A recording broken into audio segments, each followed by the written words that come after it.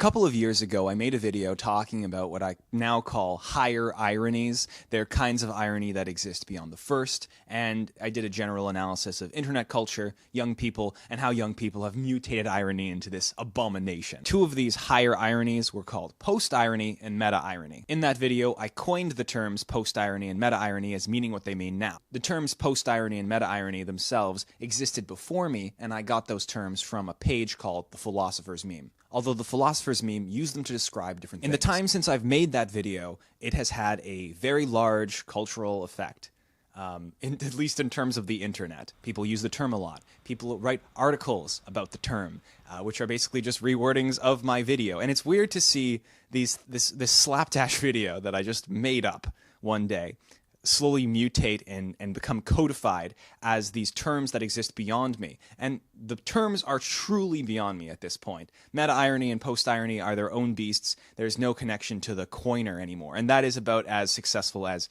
you can really hope for any kind of idea that you try to contribute to the discourse, that people take it from you, use it, and then at a certain point it no longer becomes yours. Anyway, there's lots of YouTube videos exploring the topic deeply, very good YouTube videos. And then there's Idubbbz, who made a video talking about irony, and I want to talk about it. I want to talk about that video. Because Idubbbz is a big YouTuber, and I think we're probably at an inflection point now where terms like post-irony and meta-irony are going to start getting out of this niche little, I'm interested in internet culture community, and go mainstream. And maybe I'm feeling a little bit of this, oh God, my child is going off to school anxiety, and I just sort of want to, I feel like we should talk about irony before this happens, maybe. And I have a lot to say, maybe even too much to say, so I think it's probably best I just show you a minute and a half of Idubbbz explaining post-irony and meta-irony on his channel, and I'll just give my reaction as we go, okay? Before I begin, so the context is that Idubbbz is making a documentary about this guy called Sam Hyde. You probably know who Sam Hyde is, but if you don't, he was a figure, very popular in 2016, who said a lot of ironically right-wing things, ironically racist, edgy jokes. This part of the Idubbbz documentary is Idubbbz explaining why he found talking to Sam Hyde and trying to make a documentary about Sam Hyde frustrating and difficult for him. Hi. Before we continue with the documentary, I want to take a few minutes to talk about irony. I wish there was a perfect way to explain to you guys why talking to Sam Hyde is frustrating, not only to a person making a documentary about him, but as a guy who doesn't actually know Sam on a personal level. So here he's hinting, this is so interesting, and I really don't even know where to begin. Here he's hinting at the core problem as to why he was so turned off by the way that Sam Hyde uses irony. Irony is a code. It's a code that sometimes everyone can understand, and it's a code that sometimes very select few people can understand. And it's why, if you are a political extremist, using ironic language can communicate to the political extremists things that would go right over a normal person's head. And so you can kind of communicate two messages at once.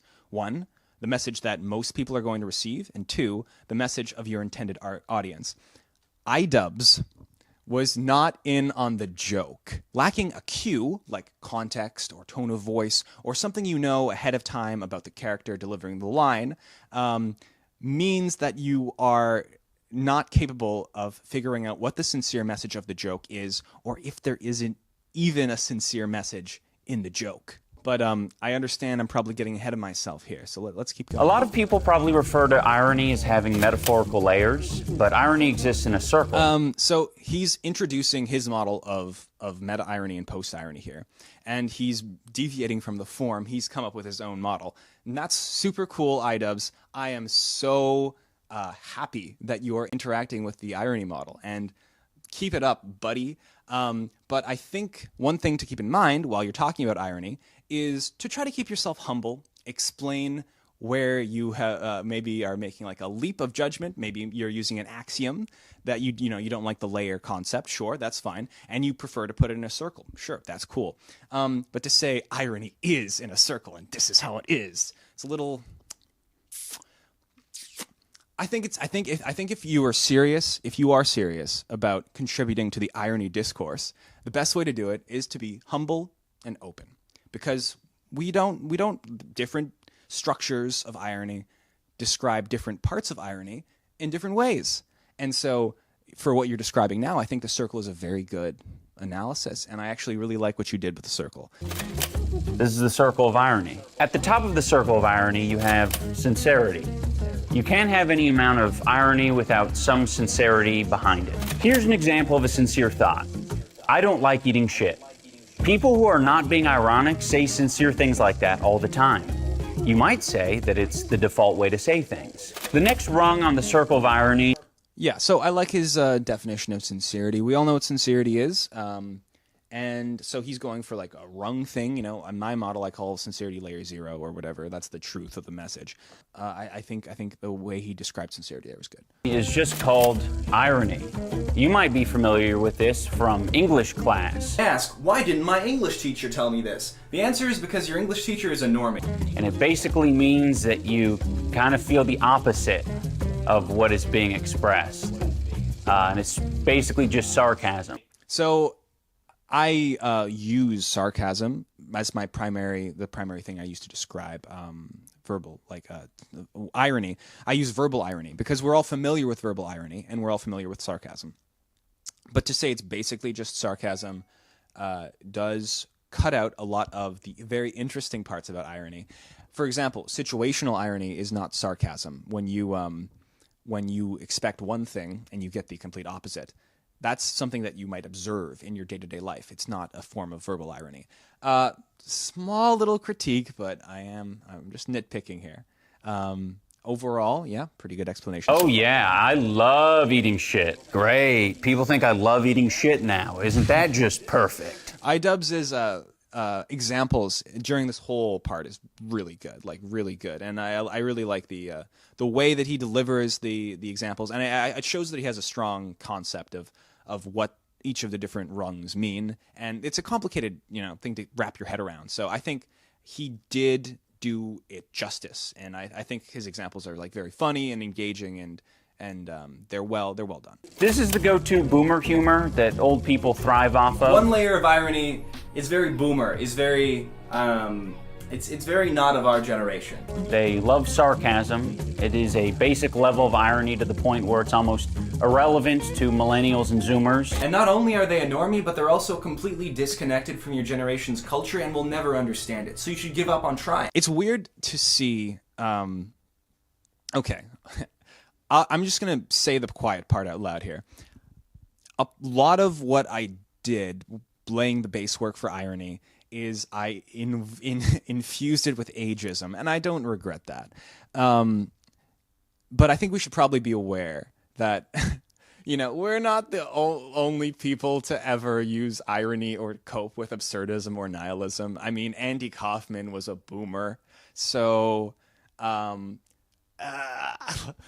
other thing though here is in talking about irony in this way and in creating a mythos of what the Gen Z subculture is, we're essentially positing a meta narrative, which I think we need.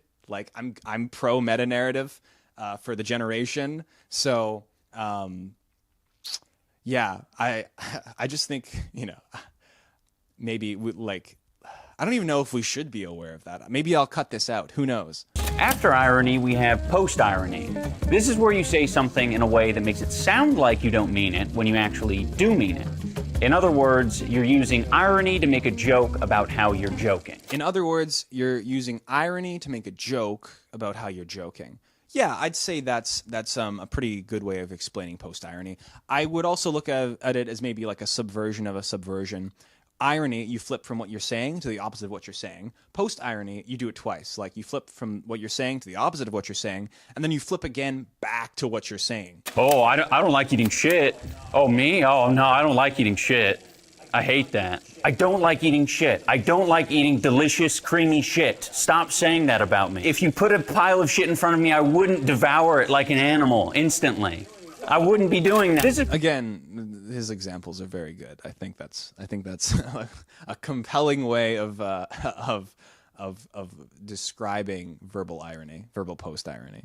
Probably the most popular form of irony in the modern generation. They're basically parodies of memes. So when he says post-irony is basically parodies of memes. He's sort of, I guess, punching outside of the zone, the area that he's describing. Right now, he's describing, like, I guess, verbal and literary kinds of ironies.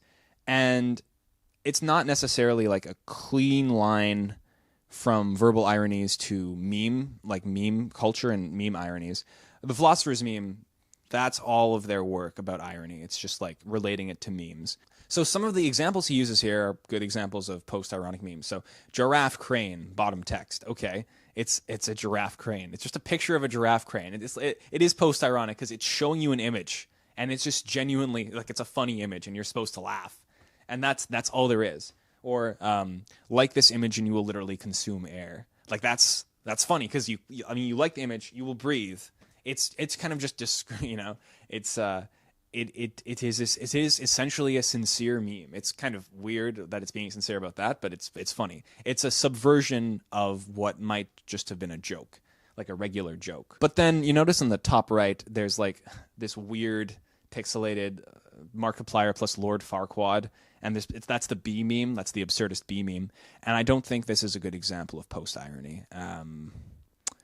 Yeah, I think it's hard to call that post-irony because it's just like an absurd, meaningless mashup of things that are like vaguely familiar. And something's going on there, and I'm not 100% sure what. Maybe it's more of a meta-ironic meme. I'm not sure, really. I think it's probably more meta-ironic just because it has nothing you can glean from it. There's no message there. You have to already know what irony is to appreciate or begin to appreciate post-ironic humor. And look, there's no more room on the circle, so we must be done. What the fuck is that? So here, basically, during I guess the point of his circle model is that meta-irony wraps back around and slams into sincerity. I think he maybe made this model because he can't conceive of like layers beyond layer 2. Poor little Idubbbz doesn't know about meta post irony or hyper meta post irony. That being said, I do think that this circle model is very interesting, and like to have meta irony be something that sort of returns to sincerity but like warps through some kind of dimension, I find that very interesting as well. What the fuck is that? Meta irony is where this gets fucked. Irony is all fucked now. This is where you're saying something sincere, but the context could imply that you're saying it ironically, yet the thing that you're saying is actually a sincere thought. If this doesn't make sense, that's because it doesn't make any sense. It's meant to confuse you. I think he maybe doesn't understand meta-irony, and so he's like, I don't even understand meta-irony. That's so meta-ironic because I'm trying to describe meta-irony, but I don't understand it. It must be because the very term is meant to confuse me. I mean, maybe. I like that because it adds a little bit of mysticism to the chart, and I think I enjoy having mysticism in the chart. So I'll just say, yes, that's why meta-irony is so confusing. It's because it's to confuse you even more, and not because I wasn't very good at explaining it the first time. Meta-irony is placed intentionally in this circle in a way that doesn't make any sense because it is intertwined with sincerity. No, I don't like eating shit. No, I don't like eating shit. Unless.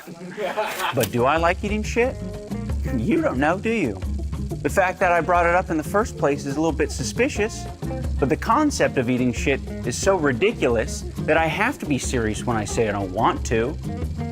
Right? Meta-irony is used effectively by people whose intention is to blur the line between sincerity and jokes. It creates a situation where in order for there to be a prerequisite of sincerity, I have to obtain the knowledge outside of the joke. You're basically just saying the consumption of shit is something that is physically possible.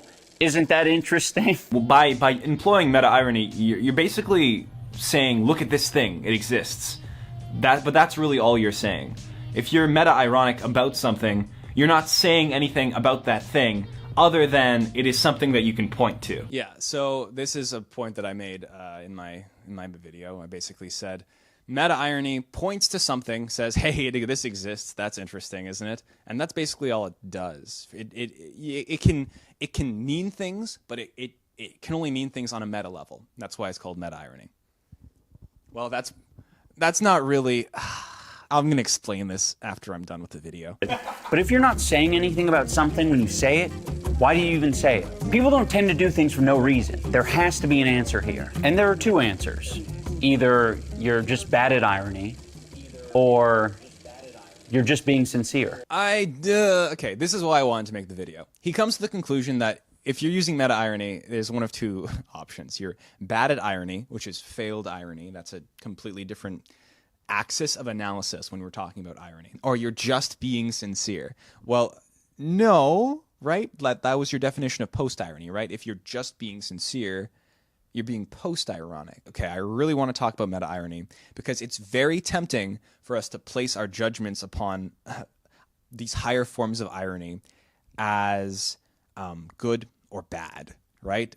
We've discovered like a new literary device, and we're like, oh, this is bad because it separates you from yourself, or this is good because it builds the new meta-narrative, and that's so postmodern. Yeah, it's like post-irony, like the good guy building up the new world, and meta-irony is the evil guy lurking in the shadows. I need a duality. Meta-irony and post-irony, they're just literary devices. Meta-irony is a literary device. That's it. You can use literary devices in all sorts of different ways. That's not to dismiss the fact that meta-irony, yes, of course, is definitely used to deflect criticism and to shroud yourself in mystery and all that stuff that human beings tend to not like. But meta-irony can also be used to craft abstract art that different people see different things in, and I think that's valuable. Meta-irony can be used by young people to feel out ideas and try to understand them by inhabiting them. And maybe if you're afraid of inhabiting an idea truly, you can step into an idea frame and feel it out and try it out. And maybe if you like it, you can adopt it and really truly engage with it. And yeah, meta-irony can be used to deceive, but who are you deceiving, right? If you're deceiving somebody who you don't like and, you don't want to understand what you're trying to say, if you're trying to create a coded message between you and a trusted few, people who are in your in-group, which Idubbbz was not in the in-group in this video, which is why he was frustrated, then, meta-irony can be a constructive, generative, positive force for humans and humanity. It can also just be a fun toy to play with. And I think what's happened here is we've discovered a new wrench and it's called meta-irony, and it's fun and we're playing around with it, and Idubbbz got bunked with the wrench and he's like, oh, the wrench is bad. That's what it feels like just based off of me watching this. And Idubbbz is, well, he's not a zoomer. I know I'm going to do some more of this this Gen Z myth building here, but bear with me. This is why it's so difficult to be around Sam. Try to understand him and ultimately make a documentary about him. He lives here. Sam is drenched in meta-irony constantly. What a good visual. Drenched in meta-irony. I love that visual. He intentionally doesn't make it obvious when he is or isn't joking about something. So, another thing Idubbbz is assuming here is that Sam is either in a state of, I am definitely joking about this, or I am definitely telling the truth about this. And there's actually some more ambiguity to that. I mean, sometimes he might not know what he means when he says the thing, and sometimes he might be kind of joking or kind of telling the truth, or yeah, sometimes he might just not know. Why he does this is up for interpretation, I guess, but after seeing how much he appears to involve himself in political ideologies, it seems he prefers to use meta-irony as a shield. And credit to Idubbbz here. I mean, he says, Sam Hyde uses meta-irony as a shield, which implies that meta-irony has lots of uses, one of which is a shield, and that is completely accurate.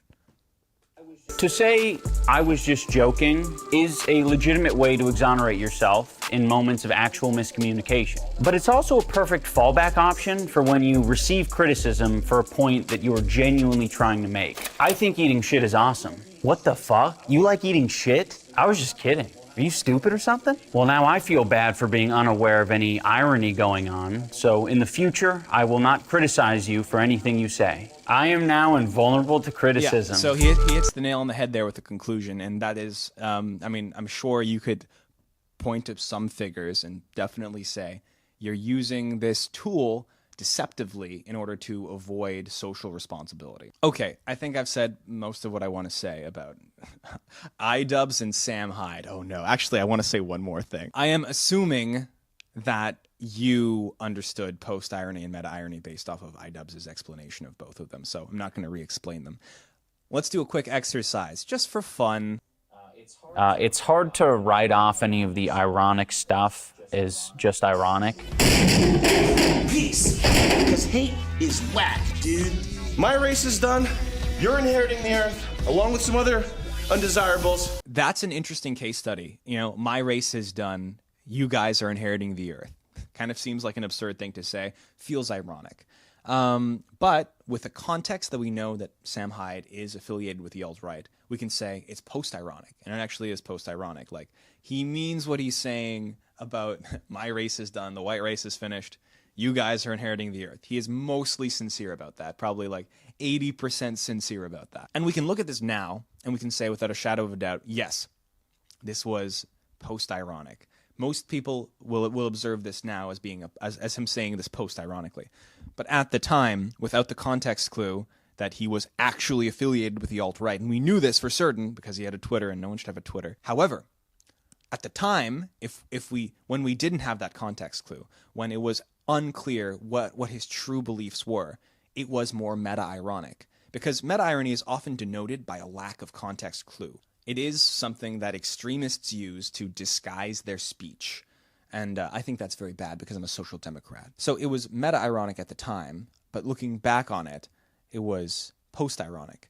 Maybe you could call that post-meta-ironic. Maybe that's a layer 3 form of irony. Maybe post-meta-irony is when you collapse the waveform of meta-irony into one of two possible positions. Ooh. Okay, so just to recap, I think we're at an inflection point with people talking about higher forms of irony and really digging into, you know, what irony means.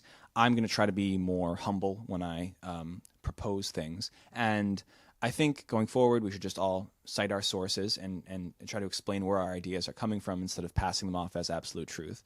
I walked in the footsteps of the Philosopher's meme, who I'm sure, you know, they walked in the footsteps of other people as well. And so I think you should probably like know everything about how I made that video and what kind of biases went into that video and such. First of all, I'm an orator, so most of my examples were structured around verbal irony. But you can apply these kinds of irony to basically any form of medium. Wherever there is a message, there can be irony to subvert it. And this message can take the form of several different medias. That's why we have dramatic irony and situational irony and verbal irony and visual irony. That's a fun one. And then there are some people who took the framework that I used for irony, and they built off of it in a very constructive and helpful way, and in ways that I find very interesting. And you should check them out. Aldous Sunvia made, I think, the most popular video, which was building off of the ideas that I put forth in that video. And then there's another person called Timmy, who made a video called Aesop Didn't Understand Meta-Irony, and it's a very interesting unpacking of some of the consequences of meta-irony and what that might look like. Check them out. They're very good. And, I mean, these people, like, you know, they cited their sources. I don't think it's a coincidence that the people with the best grasp of the subjects are Zoomers. I encourage you to think about irony and to analyze things as, you know, ironic or post-ironic or whatever. Make up your own terms. I also want to tell you about how I came up with the terms post-ironic and meta-ironic. Those didn't come from anywhere. Those were just... I liked the term post-ironic and I liked the term meta-ironic. I associate irony with the postmodernist movement. It's not a one-to-one or anything, but I associate irony with as a tool that you use to deconstruct, kind of like a scalpel you can pick apart a framework with. It is very good for satire, for example. You expose the contradictions within something. So say you use that irony and you pick apart a framework. All right, but what if we live in a postmodern time where deconstruction is the norm and everything that can exist just gets immediately picked apart? How do you break through that? And this is partially the reason why I feel the need to defend higher forms of irony. Post-irony is the perfect way of breaking through a very cynical, hard, ironic shell with a sniper, with a armor-piercing round. Bang. Feel, motherfucker, feel. Because what makes post-irony different from just regular sincerity is you're saying something sincere, but you're using the coded language to show that you are in the in-group. You are suffering with the person, and you have found a way out. And that's That's a really beautiful thought. Okay, I got off track there. I got a little off track there. So so again, full disclosure, I looked up postmodernism, and I felt that was like, I think the Wikipedia article said this is a return to sincerity from irony. And so I was like, okay, that's clearly post-irony. And then I made up meta-irony by looking at metamodernism, and metamodernism seemed to confuse or muddle sincerity and irony. And I was like, okay, this is a perfect word for something I've observed online, which is when irony and sincerity is muddled together. And the signal just becomes kind of noise. Now, this was 2.5 years ago. I was thinking about irony a lot before that video, but, ultimately it was just kind of, I made it. Looking back, I don't know if post-irony and meta-irony are the best terms. And I think I'm going to still use them just because everybody else is using them now. But I just want to, full disclosure here. Meta-irony is probably better described as just ambiguous irony, or like maybe Schrodinger's irony, something along those lines. And maybe like everything after irony, instead of calling it a higher irony, would be better off calling it just all post-irony, like it's all some form of beyond irony. And maybe like we could refer to what we call post-irony now as trans-irony, because that fits better with this Russian novel. I could write like 5 books. I could write 5 books. Also, postmodernism and metamodernism are just used interchangeably. There's no academic consensus on what those two mean. And I don't even care about academic consensus, but there's also no like cultural consensus either. Nobody knows what these things mean. And when we talk about them, we create them. And that is how significant talking about this stuff is. And it's very interesting. And I don't know where it's going to go. I don't know how it's going to advance. And I will talk more about irony. Oh, there's so many different kinds of irony, folks. There's hyper irony, and there's weak irony. That's like layer 0.5, and there's layer 1.5, and there's the direction of irony, and there's the way that irony goes from sincerity to irony to post irony, and then it moves into hyperbole, and that's layer 3, and then it goes back to post irony. And folks,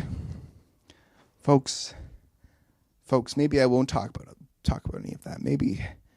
Maybe I'll just let my kid go to school.